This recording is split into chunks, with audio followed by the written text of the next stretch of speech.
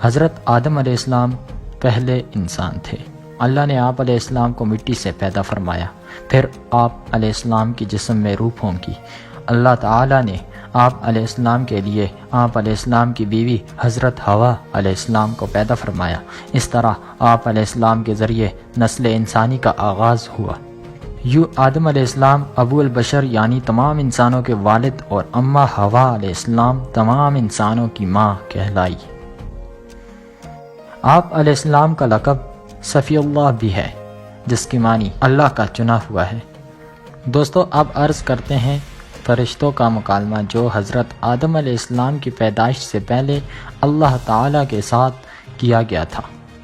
اللہ تعالیٰ نے فرشتوں کے سامنے حضرت آدم علیہ السلام کی پیدائش کا ذکر فرمایا کہ میں زمین میں انسان کو اپنا نائب بنانا چاہتا ہوں۔ فرشتوں نے عرض کیا، کیا آپ ایسی مخلوق بنائیں گے جو زمین میں فساد مچائے گی اور خون بہائے گی؟ فرشتوں نے یہ بات اس لیے کی کیونکہ انسان سے پہلے جنات کو پیدا کیا گیا تھا، لیکن انہوں نے زمین میں خوب فساد مچائی تھی۔ اللہ سبحانہ و تعالی نے فرمایا، جو کچھ میں جانتا ہوں وہ تم نہیں جانتے۔ اللہ سبحانہ و تعالی نے حضرت آدم علیہ السلام کو تمام چیزوں کے نام یعنی ان کا علم سکھا دیا۔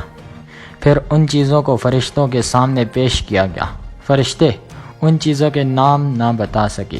حضرت آدم علیہ السلام نے ان سب چیزوں کے نام بتا دیے کیونکہ اللہ سبحانہ و تعالی نے حضرت آدم علیہ السلام کو علم کے لحاظ سے فضیلت عطا فرمائی تھی۔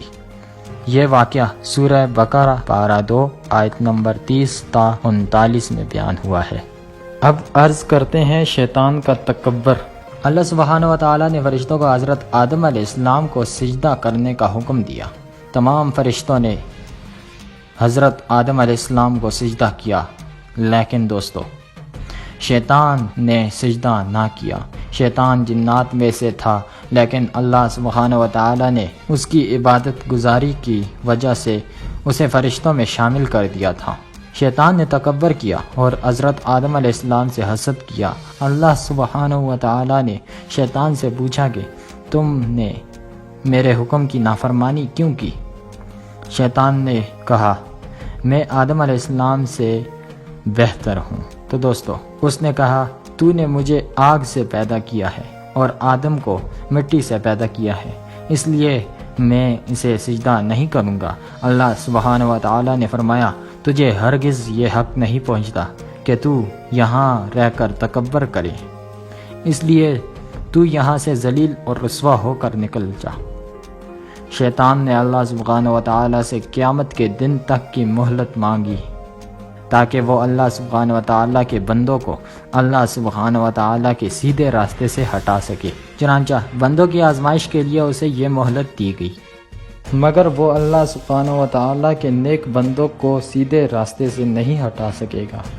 دوستو شیطان کے اس تکبر کے بعد اللہ تعالی نے حضرت آدم علیہ السلام اور اماں حوا علیہ السلام کو آزمائش میں ڈال دیا۔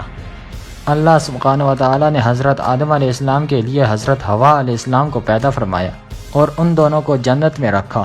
اللہ سبحانہ و تعالی نے انہیں اجازت دی کہ جنت میں جہاں سے چاہیں کھائیں پئیں، لیکن ایک درخت کے پاس جانے سے منع فرما دیا۔ شیطان نے ان دونوں سے کہا کہ کیا میں آپ کو ایسے درخت کے بدلے میں نہ بتاؤں کہ جس کا پھل کھانے سے آپ دونوں فرشتے بن جاؤ اور آپ کو ایسی زندگی اور بادشاہت مل جائے جو کبھی نہ ختم ہو؟ وہ قسمیں کھانے لگا، میں تو صرف آپ دونوں کی بھلائی چاہتا ہوں۔ اگرچہ حضرت آدم علیہ السلام اور حضرت حوا علیہ السلام کا اللہ کی نافرمانی کرنے کا کوئی ارادہ نہ تھا، لیکن شیطان کے وسوسے پر ان دونوں نے بھول کر اس درخت کا پھل کھا لیا۔ وہ پھل کھاتے ہی ان کی جنتی لباس نہ رہے اور وہ جنت کے پتوں سے اپنے جسموں کو چھپانے لگے۔ دوستو حضرت آدم علیہ السلام اور حضرت حوا علیہ السلام کو فوراً اپنی اس بھول کا شدت سے احساس ہوا۔ پھر دونوں نے اللہ سبحانہ و تعالی سے معافی مانگی کہ اے ہمارے رب، ہم نے اپنی جانوں پر ظلم کیا، اگر آپ نے ہمیں معاف نہ کیا اور ہم پر رحم نہ فرمایا تو ہم نقصان اٹھانے والوں میں سے ہو جائیں گے۔ اللہ سبحانہ و تعالیٰ نے ان دونوں پر رحم فرمایا اور ان کی توبہ قبول فرمائی۔ اللہ تعالیٰ نے حضرت آدم علیہ السلام کو زمین پر اپنا نائب یعنی خلیفۃ اللہ ہونے کا اعزاز بخشا اور نبی بنایا۔ چنانچہ اللہ سبحانہ و تعالیٰ نے حضرت آدم علیہ السلام اور حوا علیہ السلام کو زمین پر بھیج دیا۔ پھر ان دونوں کے ذریعے بہت سے انسان پیدا ہوئے جن کی ہدایت کے لیے نبوت اور رسالت کا سلسلہ فرمایا گیا۔ اس طرح حضرت آدم علیہ السلام کو پہلے نبی اور حضرت محمد صلی اللہ علیہ وآلہ وسلم کو آخری نبی ہونے کا اعزاز حاصل ہوا۔ تو دوستو، اللہ سبحانہ و تعالیٰ نے سارے انسانوں کو ہدایت فرمائی کہ شیطان تمہارا دشمن ہے، تم اس سے ہوشیار رہنا، وہ تمہیں بہکائے گا، تم میرے پناہ اختیار کرنا اور میری بھیجی ہوئی ہدایت پر عمل کرنا، اس صورت میں تمہیں کوئی خوف اور غم نہ ہوگا۔ اللہ سبحانہ و تعالیٰ سیدھے راستے پر چلنے والوں کو اپنی رحمت سے جنت میں داخل فرمائے گا، لیکن جو لوگ شیطان کے بہکاوے میں آ کر اللہ سبحانہ و تعالیٰ کی ہدایت پر عمل نہیں کریں گے تو شیطان کے ساتھ وہ بھی جہنم میں ڈالے جائیں گے۔